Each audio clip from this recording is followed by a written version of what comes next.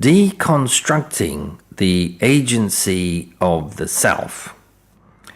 In contradiction of Schwartz, Ornstein restates the mainstream scientific position, quote, "Unfortunately for those who hold such a view, but fortunately for the biological survival of the organism, the commanding, controlling, mental operating system, which might be called the self, is much more closely linked with emotions and the system of automatic bodyguards than with conscious thought and reason. The pivot of the internal self is emotion. The dominant selfish brain appraises threats in the environment and organizes quick actions. Human beings can override this usual mode of operation. The central readout within ourselves is an emotional appraisal of a change in the outside environment. Is it harmful? Should I move toward it or not? Should I stop or change what I'm doing? Is it surprising? Should I attack?" End quote. Ornstein then links the emotions to the notion of an illusory self, quote, "To ensure a rapid response to these appraisals, the self is linked with certain automatic response patterns, emotions, which prepare us for action. More of our life is determined by these primitive appraisals than we, the conscious thinkers, might believe. We see ourselves through a selective filter, the conscious self. But like shining a spotlight in a dark area, everything we see is illuminated by our own spotlight. We can't see where we have no illumination. Thus, we assume that our mind is more stable, more complete than it is. Individuals think they are rational, and philosophers think they are consistent. We are blinded by our own nature, by our evolved nature, by the very system that makes it possible for us to survive." End quote. The work of Benjamin Libet is often cited as support for the position that the self has no causal power to make decisions. In the 1970s, Libet was involved in research into neural activity and sensation thresholds. This work soon crossed into an investigation into human consciousness.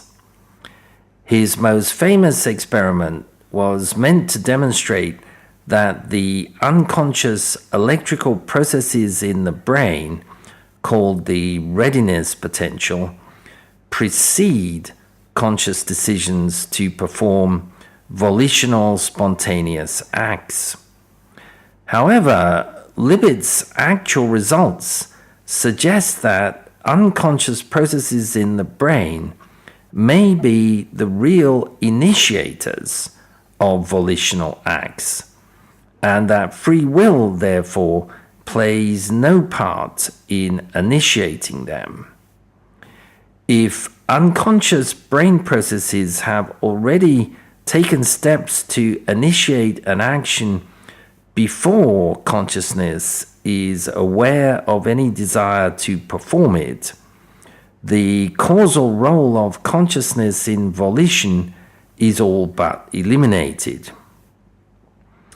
Susan Blackmore's explanation is, quote, that conscious experience takes some time to build up and is much too slow to be responsible for making things happen, end quote.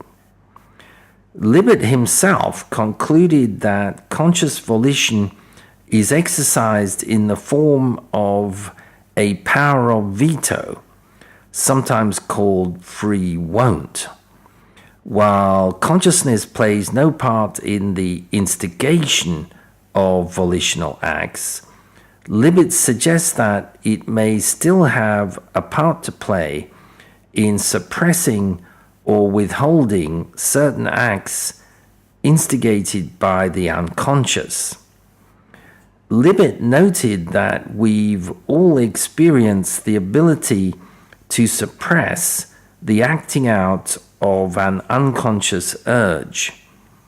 Libet's work indicates, however, that consciousness has only a 100 to 150 millisecond window within which to exercise this veto over action.